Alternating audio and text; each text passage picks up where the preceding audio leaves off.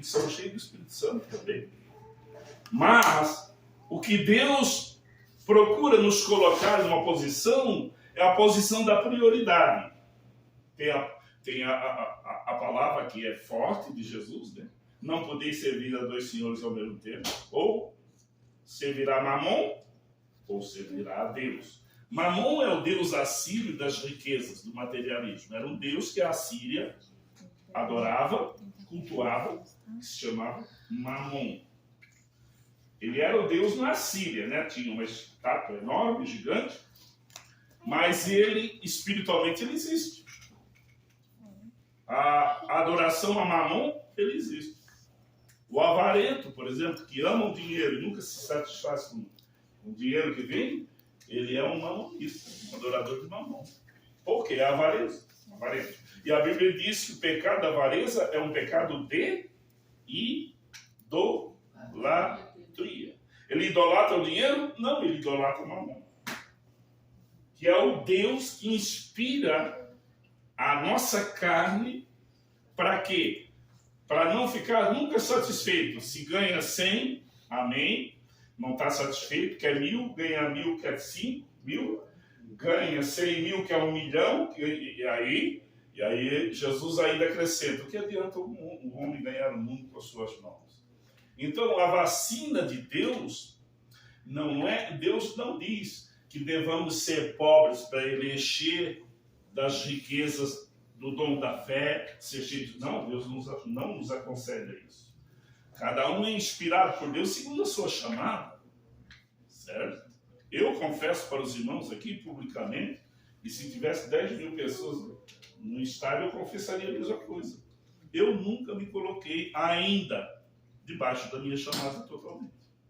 E eu tenho minha esposa aí que é testemunha. Semana passada ela disse: tu sempre dá uma deslizadinha. Ela me aconselhando. Ela chutou. Mas eu louvo a Deus. Eu uso essa expressão deslizadinha, os irmãos entendem, né? Sempre. Sabe por quê? Sabe o que se esquivando? Sabe o que isso significa? Significa que realmente é uma chamada. Porque quem não tem chamada, ele chega. Estou aqui, Senhor. Pá! Usa-me a mim. Não é bem assim. Agora, o que tem chamada, você pode ir para a Bíblia. Os que tiveram chamada, esse negócio não é comigo, eu sou tato de língua. O outro diz, não, chama outro, Senhor. Porque eu... Amém? Amém. Louvado seja Deus. Mas, neste momento, graças a Deus, alcanço misericórdia, eu estou aqui debaixo da minha vocação. Louvado seja Deus. Vou repetir, para que seja bem entendido, que Deus não escolheu os pobres para a salvação. Presta atenção. Deus não escolheu os pobres para a salvação. Deus escolheu os pobres deste mundo para serem ricos na fé. Por que Deus escolhe? Porque sabe que eles vão se dedicar ao chamado por não ter as riquezas para dar muita atenção. Os irmãos compreendem bem, né? Não, porque são os pobres que se salvam. Não é bem isso. E os que se salvam são para serem herdeiros do reino que ele prometeu aos que o amam. Ele prometeu aos que amam, aos que o amam. Só aos pobres? Não, a todos. Deus enviou o mundo, seu Filho unigênito, para que todo aquele que nele crê não pereça, mas tenha vida eterna. Tá bom? Não é uma escolha dos pobres, despreza o rico, não. Eu conheço até a foto, né, de um médico que hoje ele faz um trabalho na Índia, um trabalho poderoso. Ele largou da medicina em Belo Horizonte, estado de Minas, e se entregou totalmente à obra de Deus. Como missionário na Índia, ele usava a medicina em segundo plano, mas ele recebeu um chamado, deixou a Mesopotâmia, deixou a casa de seus pais, seus parentes, sua profissão, seu ganho, e foi fazer a obra de Deus. E tem um trabalho lindo, maravilhoso na Índia, muitos crentes hindus. E assim, são fatos que a gente pode acrescentar. Mas vós, os que fazem acepção de pessoas. Desonrastes o pobre. Porventura não vos oprimem os ricos e não vos arrastam aos tribunais? Isso é uma realidade desde o tempo que o homem anda para frente, né? Toda a vida, não é verdade? Os que têm mais posse acabam tomando mais poder. E levam os mais indefesos, necessitados, mais pobres, ao quê? Aos tribunais, não é verdade? História em qualquer nação, hoje não, pelo desenvolvimento social que houve em nações que a partir do ano 1512, 1518, do protestantismo de Martinho Lutero, é que as nações mudaram, aderiram à Bíblia e Deus fez uma grande obra em países hoje que são modelos, né? Se você procurar um pobre lá, a não ser que você vai para frente do espelho, né? É, o único pobre que sou eu.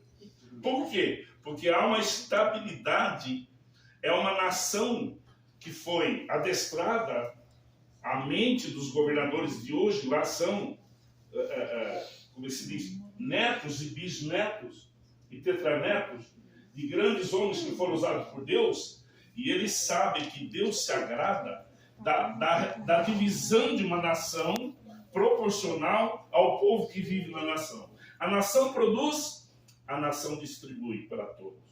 Aí, uma vez eu estava falando dessa palavra, estou me lembrando agora, alguém chegou depois do meu ouvido, o senhor é socialista, né? Eu não tenho partido político, eu tenho partido daquilo que a Bíblia diz. Irmãos, uma das maiores lutas que Deus passou com o povo de Israel era esta diferenciação da questão de distribuição de renda.